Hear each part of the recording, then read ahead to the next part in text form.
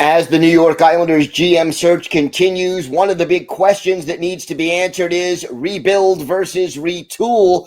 We'll tell you why retool is the most logical answer. All that and a lot more on today's Locked On Islanders podcast.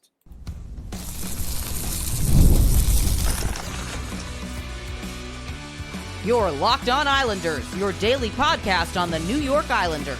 Part of the Locked On Podcast Network. Your team every day. Welcome, everybody, to the Monday edition of the Locked On Islanders podcast, part of the Locked On Podcast Network, your team every day. I want to thank everyone who makes Locked On Islanders your first listen every day. Don't forget to subscribe on YouTube or wherever you listen to podcasts so you never miss an episode. This episode is brought to you by your friends at Monarch Money. Take control of your finances with Monarch Money. Use code LOCKEDONNHL at monarchmoney.com for 50% off your first year. I'm Gil Martin. I've been covering the New York Islanders for almost 2 decades, and I wrote the book Ice Wars on the history of the Islanders' rivalry with the Rangers from 1972 to the modern era. So glad you could join us today to talk a little Islanders hockey. We're going to talk a little bit about retool versus rebuild and why retool is by far the direction the Islanders are most likely to go in. We'll have the latest on the team's prospects in the OHL playoffs, the World's competition with Bo Horvat and Noah Dobson.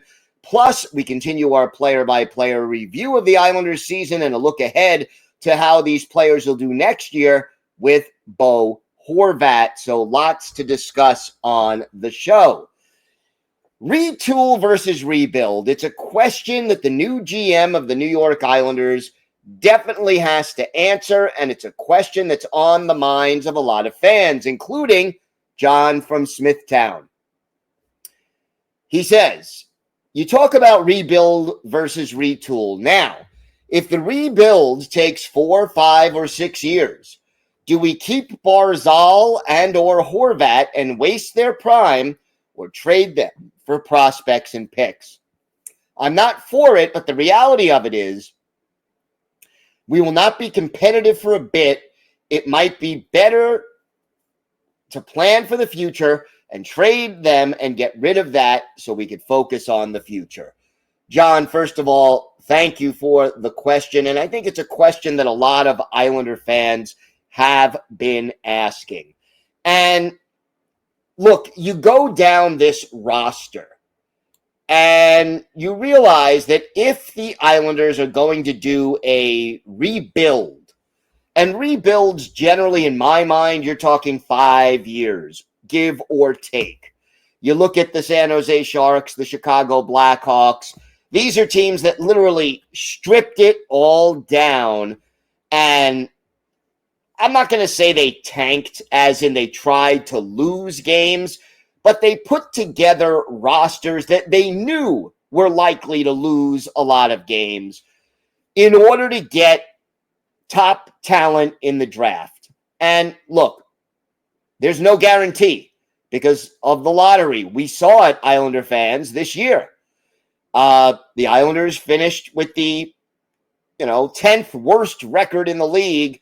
They had 9 teams with better odds of winning the draft lottery and getting that first pick, and the Islanders ended up winning it despite only having a 3.5% chance. But if you go down this roster and you look at some of the players who are considered, part of the core of this team, and forget your Kyle Palmieri's and your Anders Lees and your J.G. Pageaus, the Casey Cizicases, those guys are, if you're doing a full rebuild where, you're trading those guys away. But Mathew, Barzal, 27, going on 28, Bo Horvat, 30. Those are 2 of your best players on offense, Ryan Pollock and Adam Pelech, 30. Where do they fit in if there's a full rebuild? And the answer probably is they don't. And if you're going to do that full rebuild the right way, and I'll put that in air quotes, if you do, and everydayers are familiar with this phrase, this team needs to get younger, faster, and more skilled. And we added more physical and difficult to play against. But what you need, if you're going to totally rebuild, and I would even include Ilya Sorokin on this list. You want to rebuild, you want to finish at or near the bottom of the standings for 2-3 years in a row so you can accumulate picks and prospects. You take guys like Horvat and maybe Barzal and Pelech and Polak and Sorokin. If you're doing a complete rebuild and you trade them all for young players, picks, prospects, and you wait and you keep accumulating those guys, and then eventually you start adding veterans. And, you know, the veterans that you add in the short run are guys who will give a little leadership and mentorship and a little experience to your roster, but they're going to be role players. They're not going to be stars. So I don't think Islanders ownership is going to go for that. They stuck with Lou Lamoriello because they didn't want to go with that. And they moved on from Lou essentially only when too many season ticket holders basically said, I've had enough and I'm not renewing my tickets because there's no path forward where this team gets significantly better. So how do you approach that? You have some kind of an event coming up this February before the Olympics. You have an event in the future for the Islanders to host, according to the NHL, probably in 2027. You have Ilya Sorokin in his prime, Mathew Barzal in his prime. Bo Horvat still has a few years left of his prime. There are pieces you can build around, and whether you include Alexander Romanov and Noah Dobson, and eventually, possibly, Ritchie and Yzerman, and some of the guys who they've added, and whoever they draft with the first pick, there are enough pieces here to retool. And yeah, I agree with you. Essentially, John, that if you're doing the full rebuild, 4, 5, 6 year rebuild, you should trade Bo and Barzy and Sorokin, because by the time that rebuild starts to bear fruit, they're going to be more or less, on the downside of their careers. And that doesn't mean they couldn't add some leadership, but again, to totally rebuild, you want to lose. Those guys keep you from losing enough to get those top picks. Ownership wants to finish their real estate deal. They want fannies in the seats, for lack of another way to put it. And under those circumstances, plus when you talk about the prospects that this team already has, and you've got the number 1 pick in this year's draft, and then 2 first-round picks in next year's draft, which is considered by most experts to be a deeper and more talented draft. You've got a situation where, yeah, I would say it's unlikely that the Islanders turn it around in one season, that this coming year, they're probably their ceiling once again is where they were under Lou. Maybe you sneak into the playoffs and lose in the first round. But I think that would be like a lot of things would have to break right for that to happen.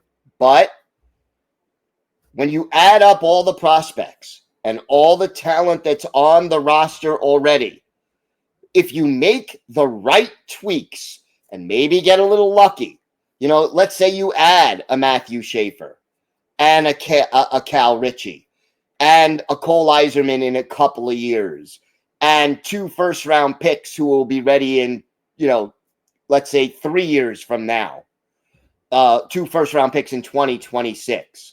and maybe one of the other kids in your farm system, whether it's a Danny Nelson or Polkanen, one of them, exceeds expectations a little bit. All of a sudden, you've got the core of a pretty good team. And whether Noah Dobson is part of that core, or Max Siplikov, or Alexander Romanov, all of these players who could add to it. How good can Simon Holmstrom be? There's a path for the Islanders to make this retool 2, maybe 3 years at most. I think that makes a lot more sense based on where this team is than to go down that long, dark rebuild path. But we'll see. It'll depend on the new general manager. It'll depend on the new coach. It'll depend on a lot of other factors, and we'll keep you updated every step of the way throughout this offseason and beyond. We've got a lot more to discuss on today's show. Bo Horvat, Noah Dobson competing at the Worlds, some Islander prospects competing in the OHL finals. We'll break down the latest updates on them and how that affects their status as prospects.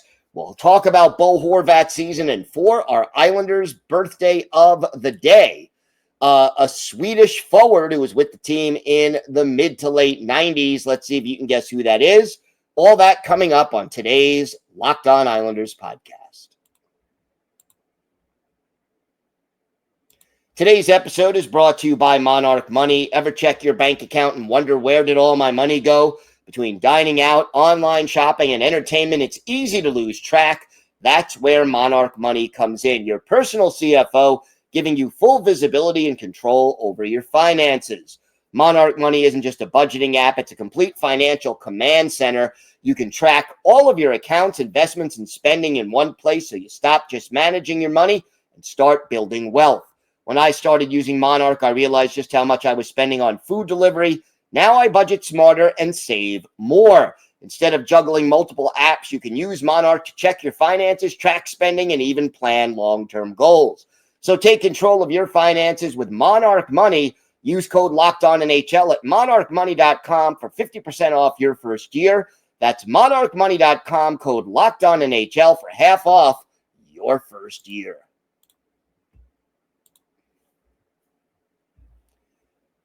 So we're going to talk a little bit about the World Championships and the OHL Finals, where the Islanders have players competing. Let's start with the Worlds. That Saturday, Bo Horvat, Noah Dobson, each getting assists in Canada's 7-0 win over Slovakia. So right now, Team Canada 5-0 in the preliminary round of the Men's World Championships. Bo Horvat with the primary assist on a goal by Nathan MacKinnon late in the second period. That put Canada up 5-0. And yeah, by the way, Horvat now has points in 5 consecutive games. In other words, every game in the series. 4 goals, 4 assists in 5 games. Not bad at all. Meanwhile, Noah Dobson added an assist on a goal by Sidney Crosby in the third period. And that adds to his total. He ended up with a +2 rating and an assist. Horvat on the ice for almost 20 minutes, 19 minutes, 59 seconds. Dobson, 15 and a half minutes on ice, and he was a +2. So, again, this tournament has one more week to go, and both Bo Horvat and Noah Dobson continuing to compete and to put up good numbers. Meanwhile, in the OHL playoffs,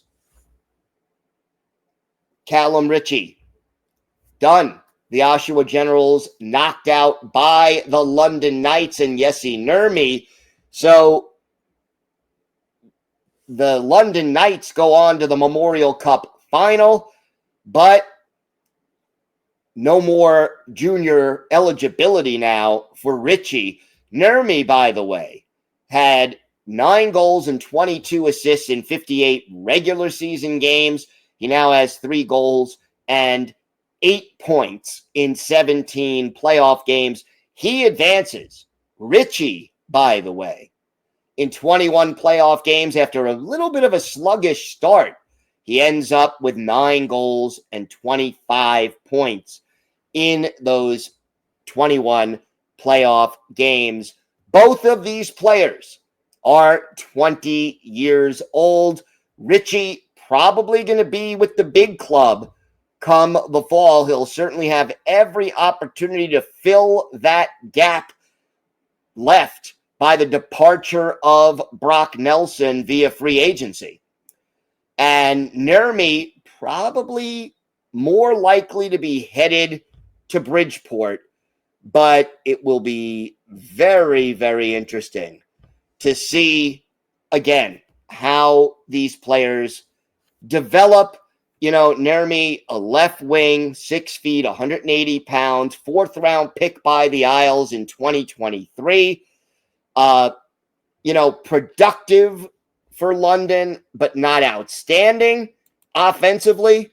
We're going to see what he can do. And I think he's the kind of prospect who could help Bridgeport. And we all know, everydayers, you know how much we've talked about the needs of Bridgeport to get better, to add talent, to somehow turn things around. And that will again be one of the major things that the new president of hockey operations and the new general manager, whether that's one person or 2 different people, are going to have to work on. And oh, by the way, over the weekend, just a few more murmurs about the future, the possibility of Brendan Shanahan being the new guy in charge, president of hockey operations. More likely that he do that than do the GM job, although I think Shanahan probably capable of doing both if both he and the Islanders wanted to do that. And then, of course, once you start talking about Shanahan and with the Toronto Maple Leafs, seeing basically their season coming to an end last night. Now would be the time the Islanders would be able to interview Shanahan. And then, does Brendan Shanahan's relationship with, let's say, Mitch Marner open that possibility up, or even increase the odds of a Mitch Marner being interested in joining the New York Islanders? I still think it's a long shot. The Islanders, as you know, have never signed a premium free agent in their history. Never an elite premium free agent. I don't think Mitch Marner would be easy to fit under the cap unless the Islanders trade out 2, maybe 3 bad contracts to make it happen. And if you add a Mitch Marner, you're not retooling even anymore. You're kind of trying to retool on the fly. You're going for it, okay? And again, how does the new general manager approach it? But Brendan Shanahan certainly has experience. He's worked for the Maple Leafs, who have been consistently successful in the regular season, even if they can't seem to get out of their own way in the playoffs every year. And he's worked for the league. So I think Shanahan would be an interesting candidate. But again, whether he'd do both the GM job and the president of hockey operations job, I think he's more likely to be president of hockey operations. And then what approach would he bring? Because here's the thing. The new president of hockey operations doesn't just have to hire a GM, doesn't just have to rebuild the NHL roster. You got to increase the staff, which Lou Lamoriello, according to many published reports, he had a kind of a skeleton staff. And you've got to be able to rebuild the scouting system. You got to be able to rebuild what's going on at Bridgeport. Almost certainly got to move on from Chris Lamoriello, and the organization needs revamping. There are a lot of things that need to be done, but we'll see. Again, I get the feeling, and this is just a hunch on my part, but I get the feeling that in the next week to 10 days, we'll know. The Islanders will hire either the next president of hockey operations and or the next general manager within the next 10 days. Just a hunch. Clock is ticking. Draft and free agency getting closer. We'll see what the Islanders ultimately end up doing, and we'll cover it for you every step of the way here on the Locked On Islanders podcast. We've got more to get to on today's show. We continue our player-by-player review of the Islanders season and a look ahead at what role these players are likely to have, if any, next year with Bo Horvat. All that and more still to come on today's Locked On Islanders podcast.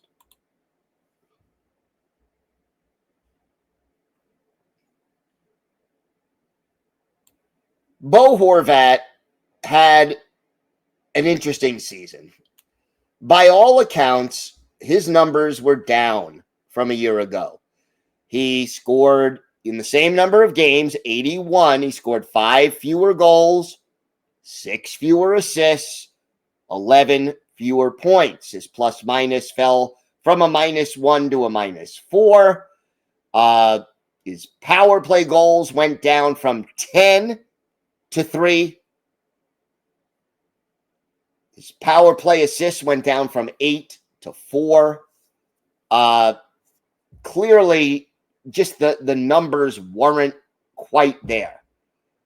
And then you realize why. Because shots on goal actually went up by 19. Ice time went up by almost 30 seconds a game. Attempted shots actually went up.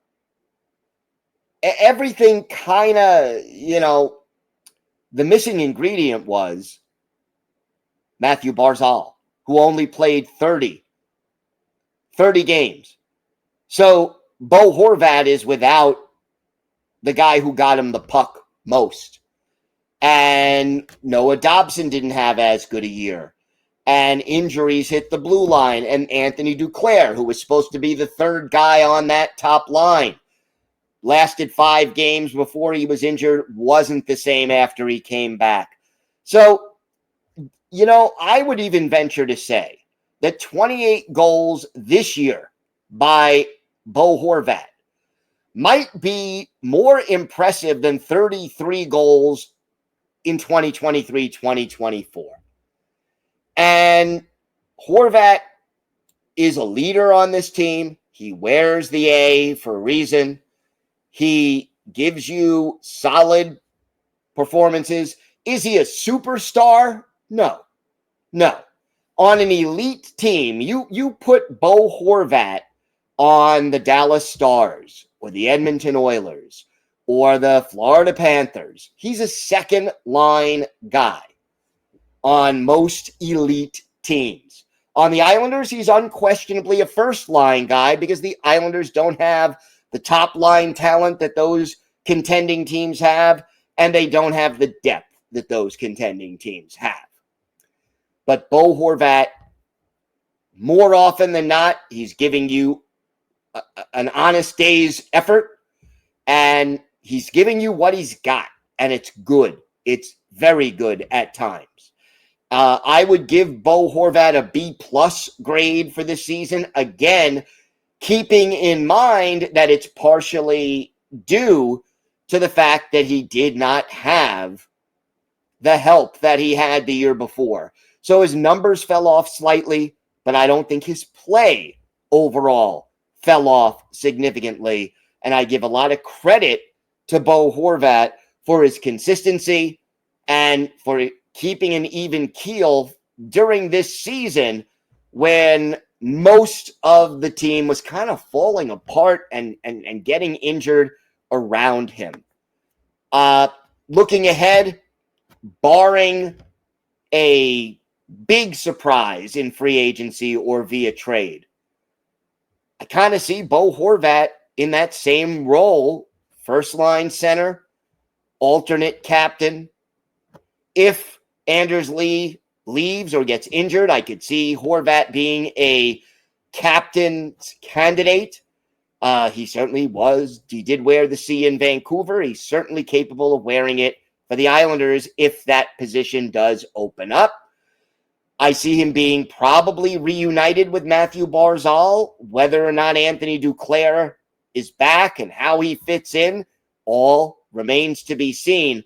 But he's going to see time on the top power play unit. His specialty on the power play, playing the bumper.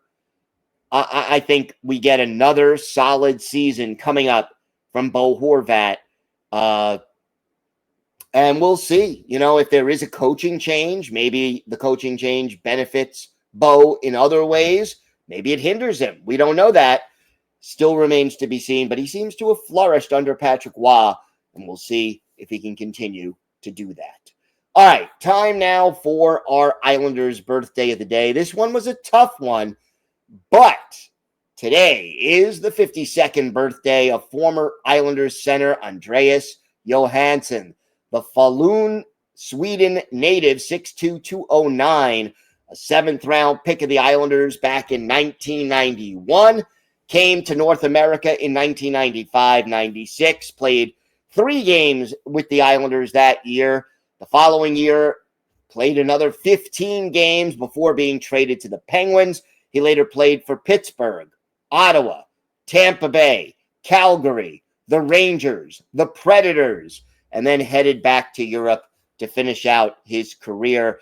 Unfortunately for Andreas Johansson, he finished his career with 377 NHL games. That's 23 games short of the pension cutoff.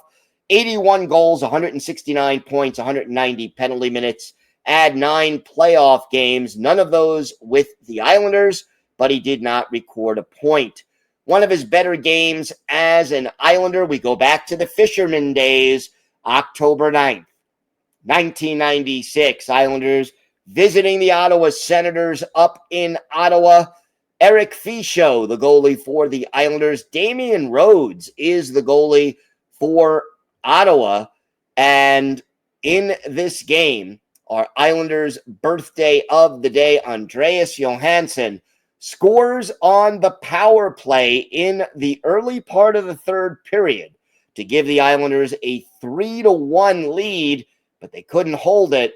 And Alexander Daig scored with 2 seconds left. Scott LaChance took an interference penalty in the final 36 seconds, and Ottawa took advantage. Game ends in a 3-3 tie. Eric Fichaud, 26 saves in this one. But for our Islanders' birthday of the day, Andreas Johansson, he had a goal on 3 shots on goal, was a -1. But this was basically his first NHL goal, and he is our Islanders' birthday of the day. Thank you for making Locked On Islanders your first listen today. For your second listen, check out the all-new Locked On NHL Game Night. Every game, every night until the Stanley Cup champion is crowned. Get local analysis on a national scale. You can find NHL Game Night on Locked On NHL on YouTube or wherever you listen to podcasts. It's part of the Locked On Podcast Network, your team every day. If you have a question, a comment, maybe a topic you'd like us to discuss on a future episode, send us an email to lockedonislanders@gmail.com. And if you leave your first name and where you're from, we're happy to mention you on the show when we discuss whatever's on your mind. You can follow the show on X at Locked On Isles. You could follow me, Gil Martin, on X at Ice Wars, NYR, VSNYI. We'll keep you up to date on all things Islanders throughout this busy and important offseason. And it's always great to talk a little Islanders hockey with you.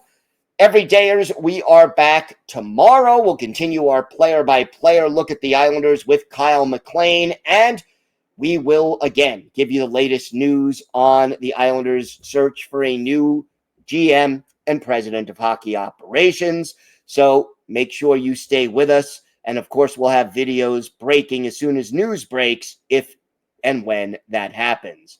Until tomorrow, have a great day, everybody. Stay safe. And of course, let's go Islanders.